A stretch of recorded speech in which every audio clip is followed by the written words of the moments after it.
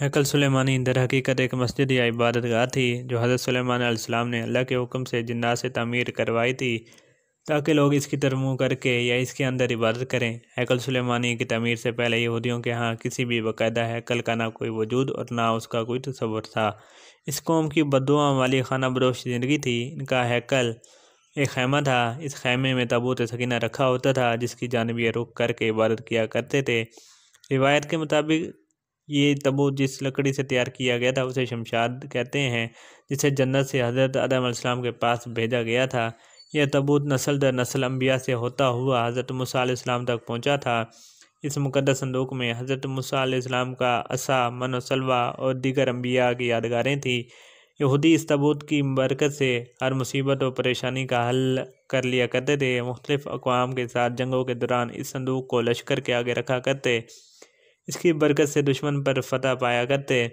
जब हज़रत दाऊद अलैहिस्सलाम को बादशाहत अता हुई तो आपने अपने लिए एक बाकायदा महल तमीर करवाया। एक दिन इनके जहन में ख्याल आया कि मैं ख़ुद तो महल में रहता हूँ जबकि मेरी कौम की इबादतगाह का तबूत सकीना आज भी खैमे में रखा होता है।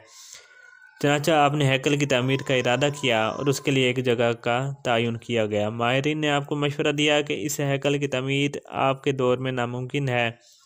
आप इसका ज़िम्मा अपने बेटे हज़रत सुलेमान अलैहिस्सलाम को दे दीजिए। चनाचा हज़रत सुलेमान अलैहिस्सलाम ने अपने दौर हुकूमत के चौथे साल में इसकी तामीर का बाकायदा आगाज़ किया। आज इसकी बनावट और मजबूती से अंदाज़ा किया जा सकता है कि यह तामीर इंसानों के बस की बात नहीं थी। इतने भारी और बड़े पत्थरों को इन जन्नात की ताकत से चुना गया था जिन पर हज़रत सुलेमान अलैहिस्सलाम की हुकूमत थी। हैकल की पहली तमीर के दौरान ही हज़रत सुलेमान अलैहिस्सलाम इस दुनिया से रुखसत हो गए, लेकिन जिन्नात को पता ना चल सका और उन्होंने हैकल की तामीर मुकम्मल कर दी।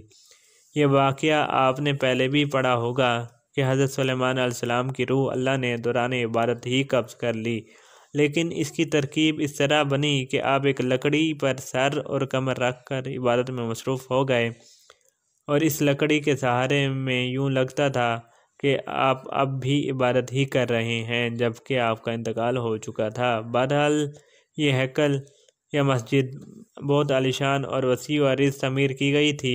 हज़रत सुलेमान अलैहिस्सलाम की वफ़ात के बाद इसमें 3 हिस्से कर दिए गए थे। पहले हिस्से में आम लोग इबादत किया करते थे। दूसरे हिस्से में उलमा जो कि अम्बिया की औलाद थे इनकी इबादत की जगह थी। इससे अगले हिस्से में जिसे इंतहाई मुक़द्दस समझा जाता था इसमें ताबूत सकीना रखा गया था। इस हिस्से में किसी को भी दाखिल होने की इजाज़त नहीं थी सिवाय सबसे बड़े आलिम पेश इमाम के। वक्त गुजरता रहा। इस दौरान बनी इसराइल में पैगंबर मबूस होते रहे। ये कौम बद से बदतर होती रही। ये किसी भी तरह अपने गुनाहों से तौबा ताइब होने या इनको तुर्क करने के लिए तैयार नहीं थे।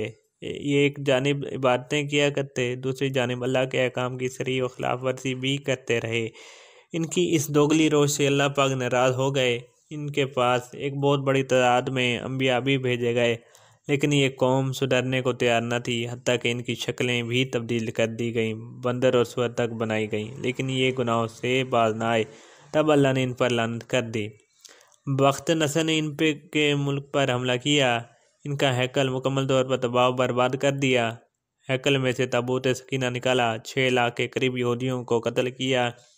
तकरीबन 2 लाख यहूदियों को कैद किया और अपने साथ बाबुल इराक ले गया और शहर से बाहर यहूदी गुलामों की एक बस्ती तमीर की जिसका नाम तल अबीब रखा गया।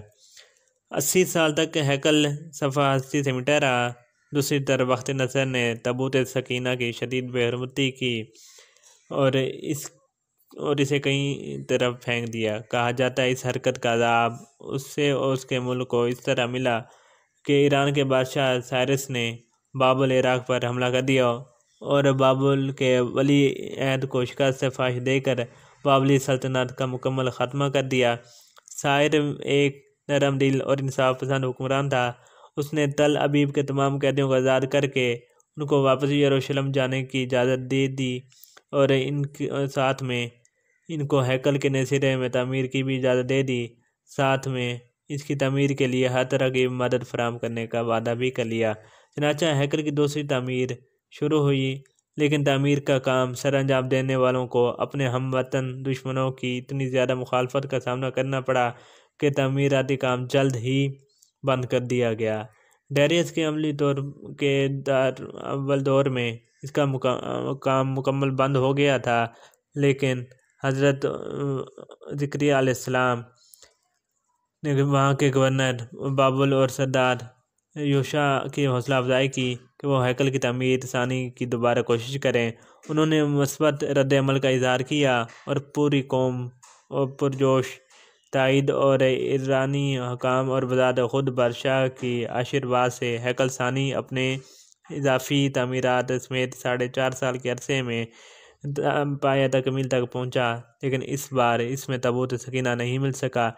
इसके बारे में आज तक मालूम नहीं हो सका कि बख्त नसर ने इसका क्या किया। कुछ लोगों का कहना है कि इस मुक़द्दस संदूक की मज़ीद तौहीन से बचाने के लिए इसे अल्लाह पाक के हुक्म से किसी महफूज मकाम पर मौजूदा तौर पर छुपा दिया गया, जिसका किसी इंसान को इल्म नहीं। लेकिन यहूदी इसकी तलाश में पूरे अर्ज़ को खोद डालना चाहते हैं। एक और दिलचस्प बात, आमतौर पर तारीख़दान हैकल की 2 दफ़ा तमीर और 2 दफ़ा तबाही का जिक्र करते हैं। तारीख़ के मुताले से एक बात सामने आती है कि ऐसा नहीं है। इससे हैकल को 3 बार तमीर किया गया। लेकिन इसके साथ एक दिलचस्प कहानी वजूद में आई। हेरोडियस बादशाह, जो कि हज़रत ईसा अलैहिस्सलाम की पैदाइश से चंद साल पहले का बादशाह था, उसने जब इसकी बेहतर तरीके से तमीर की नीयत की तो यहूदियों के दिल में खौफ पैदा हो गया कि अगर इसे नए सिरे से तमीर के लिए गिराया गया तो दोबारा तमीर नहीं होगा। हेरोडियस ने इनको बुलाने के लिए कहा कि वह सिर्फ इसकी मरम्मत कराना चाहता है, इसे गिराना नहीं चाहता।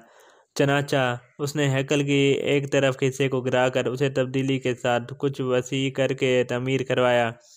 ये तरीका कामयाब रहा और यूं यहूदियों की इबादतगाह में खलल डाले बगैर थोड़ा थोड़ा करके हैकल गिराया जाता। इसकी जगह नया हैकल और पहले से मुख्तलिफ हैकल वजूद में आता रहा। ये काम 18 माह में मुकम्मल हुआ और यूं तीसरी बार हेरोडियस के ज़रिए एक नया हैकल वजूद में आ गया। कुछ अरसे बाद हज़रत ईसा अलैहिस्सलाम का ज़हूर हुआ। अल्लाह के इस रसूल पर एक बार फिर यहूदियों ने हस्बे मामूल मज़ालिम के पहाड़ तोड़ने शुरू कर दिए। दरअसल वो अपने मसीहा के मुंतज़िर थे, जो दोबारा आकर इनको पहले जैसी शान और शौकत अता करता। हज़रत ईसा अलैहिस्सलाम के मसलूब होने का वाक़या पेश आया। आपके मसलूब होने के 80 साल बाद एक बार फिर यहूदियों पर अल्लाह का अज़ाब नाजिल हुआ। इस बार इसका अज़ाब का नाम टाइटस था। ये रूमी जर्नेल बाबुल के बादशाह बख्त नसर से भी ज़्यादा जालिम साबित हुआ। उसने एक दिन में लाखों यहूदियों को तहबैग कर दिया। इसने हेरोडियस के बनाए हुए अज़ीमुल शान हैकल की ईंट से ईंट बजा दी और यहूदियों को हमेशा के लिए यरूशलेम से निकाल कर बाहर किया गया। यहूदी पूरी दुनिया में बिखर कर और रुसवा होकर रह गए। कमोवेश 1800-1900 साल तक भटकने के बाद बरतानिया ने जब फ़लस्तीन पर कब्ज़ा किया तो साथ ही एक नाजायज़ बच्चे इसराइल को फ़लस्तीन के में जन्म दिया और यूं सदियों से धक्के खाने वाली कौम को एक बार फिर इस मुल्क इसराइल में इकट्ठे होने रहने की इजाज़त मिल गई। लेकिन ये कौम अपनी हज़ारों साल पुरानी गंदी फितरत से बाज ना आए। ये बरतानिया के जन्म दिए हुए इसराइल तक महदूद ना रहे। एक बार फिर हमसाया ममालिक के लिए अपनी फितरत से मजबूर होकर मुसीबत बनने लगे। जून 1968 में इसने शाम की गुलान पहाड़ियों पर कब्ज़ा कर लिया। 1968 में इर्दन के मगरबी किनारे पर काबिज हो गए। इसी साल मिस्र के इलाके पर भी कंट्रोल कर लिया। आज इस कौम की शरारतों और फुर्तियाँ देखकर अंदाज़ा होता है कि ये आज से 2 से 3 हज़ार साल पहले भी किस कदर साजिशी रहे होंगे, जिसकी वजह से अल्लाह पाक ने इन पर लानत कर दी थी। मुसलमान ममालिक की नासमझी और बुज़दिली की वजह से अब इसने पूरी दुनिया के मुसलमान ममालिक में आग लगा रखी है। अब इनका अगला मिशन जल्द अज जल्द इसी हैकल की तमीर है और इस हैकल में तख्त दाऊद और तबूत सकीना को दोबारा रखना है, ताकि एक बार फिर ये अपने मसीहा यहूदी ज़बान का लफ्ज़ मसीहा के आने पर पूरी दुनिया पर अपनी हुकूमत कायम कर सकें।